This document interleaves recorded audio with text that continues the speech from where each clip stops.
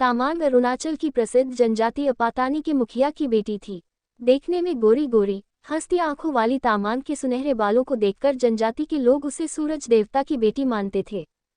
तामांग गायन नृत्य के साथ साथ हथकरघे पर वस्त्र बनाने में भी बहुत निपुण थी। इसलिए उसका पिता डोनीगर्थ अपनी इकलौती बेटी का डिंग सिल, आचू ओब्यो या ट्यूबो लियोबा जैसे देवपुरुषों में से किसी एक से विवाह करके धन कमाना चाहता था। उनकी जनजाति का यही रिवाज था कि लड़के वाले लड़की के पिता को लड़की ब्याहने के लिए धन देते थे। उस दिन अरुणाचल प्रदेश की जनजातियों में महिलाओं के लिए हथकरघा के वस्त्र बनाने की प्रतियोगिता हुई और उसके बाद पुरुषों के लिए तीर कमान की प्रतियोगिता हुई। हर वर्ष की तरह तामांग को प्रथम पुरस्कार मिला।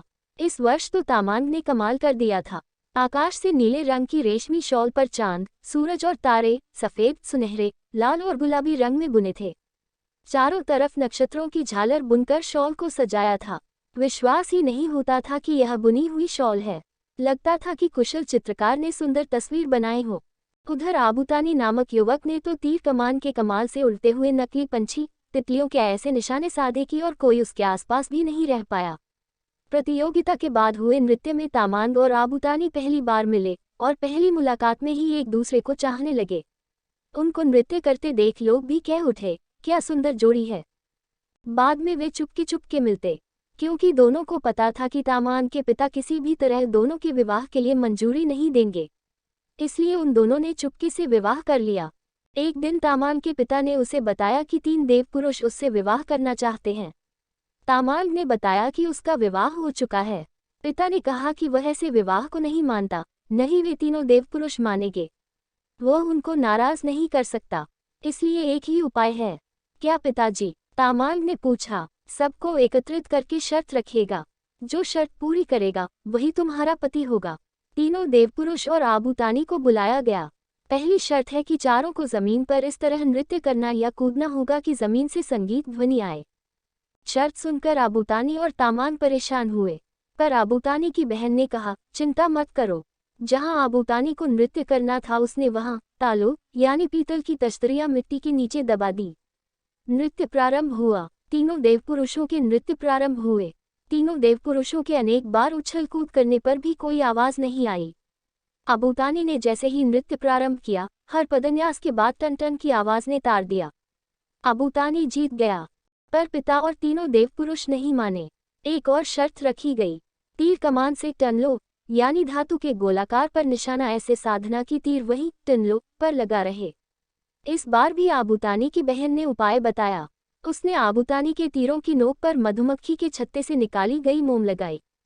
पहले देवपुरुष ने निशाना साधा, उसका तीर टनलो पर जाने से पहले ही गिर गया। दूसरे देवपुरुष ने भी तीर कसा, पर निशाना चूका, वो टनलो के पास से गुजर गया। तीसरे देवपुरुष ने तीर टनलो पर सही मारा। टन की आवाज भी हुई, पर तीर नीचे गिर गया। आखिर में आबूतानी ने तीर मारा, वह सीधा टनलो के मध्य में लगा और वहीं पर लगा रहा। यह शर्त भी आबूतानी ने जीत ली।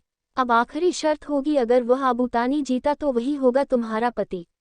तामांग के पिता और तीनों देवपुरुष बोले, यह तो बेईमानी है। हर बार आबूतानी के जीतने पर और एक शर्त कहकर मुझे और आबूतानी को जुदा करने की कोशिश करते हो।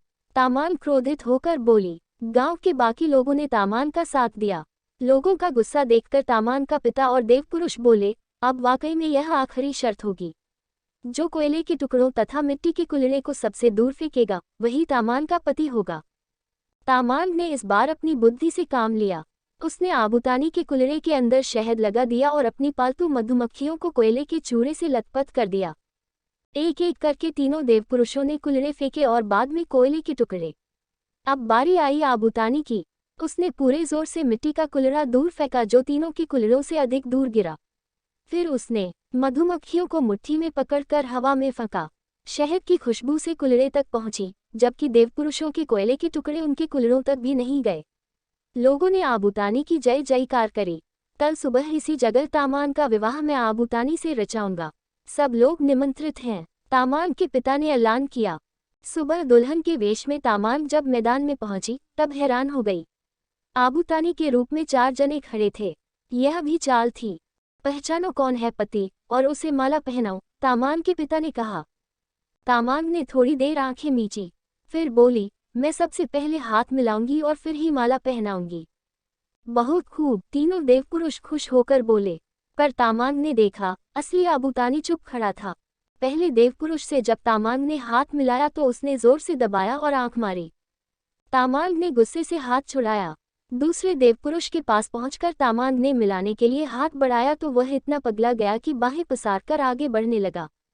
तामांग खिसककर निकल गई। तभी तीसरे देवपुरुष ने उतावला होकर हाथ आगे बढ़ाया और तामांग का हाथ पकड़कर जोर जोर से हिलाने लगा।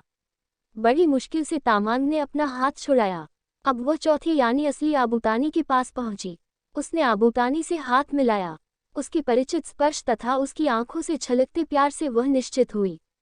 उसे पूरा विश्वास हुआ और उसने आबूतानी को वरमाला पहनाए। तामांग के पिता और तीनों देवपुरुष शर्म से गर्दन झुकाए लोगों की झिड़कियां सुनते रहे। लोगों ने खुशी से पुष्पवर्षा करके विवाह की रस्म पूरी कर दी।